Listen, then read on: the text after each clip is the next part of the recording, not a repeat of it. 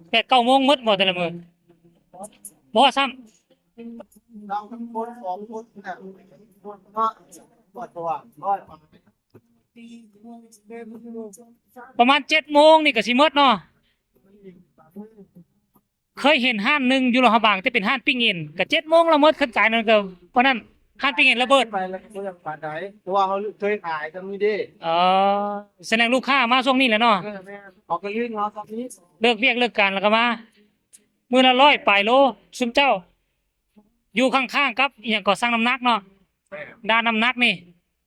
อันนี้ก็ยังขึ้นหลัก19อยู่ว่ะหลัก20แล้วบ่สาวเอ็ดเนาะบางคนยาย21แล้วเนาะสีแยกไฟแดงหลัก21ต่อหน้าค่ายทหารเคยมากินเทื่อนึงแล้วก็ครั้งที่2มาซื้อแล้วก็หมด3 มื้อหลังมื้อนี้ก็เลยมาเว้นแน่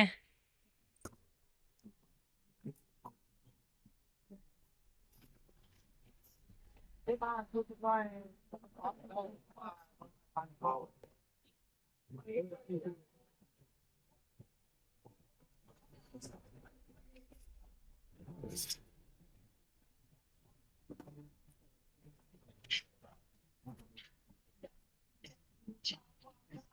บ่แม่นแต่เฉพาะคนมากินได้คนกายทางเขาเจะมาแวะซื้อทุกคนมาแวะซื้อคือกัน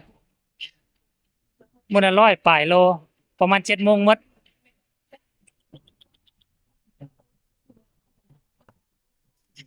ปิ้งสดๆใหม่ๆแน่น่ะโอ้สุดยอดโอ้ยังมีอันน่ะไส้อั่วเลือดว่าหั่นน่ะไส้อั่วเลือดไข่ลูกจ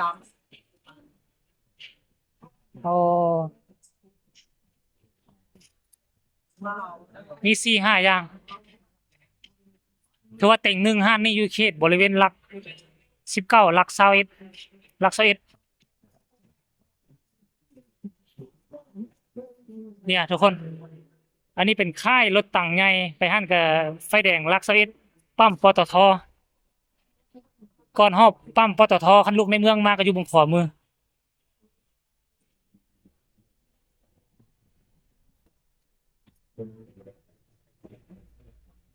แต่ว่าอยู่ในห้างนั่นคนนี่อยากว่าเต็มห้างแล้วได้นี่อยู่ทางในน่ะ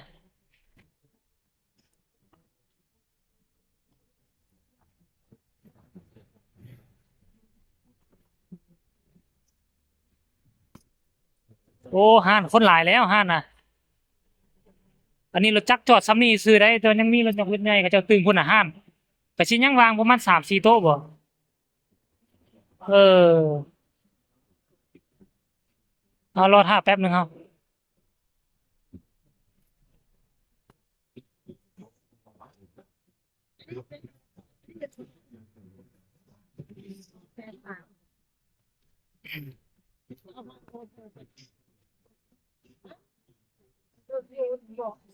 อืมเอาคลิปนี้ไว้สำนี้ก่อนรอท่าก็จังไหนก็ฮอตคิวหั่นล่ะทุกคน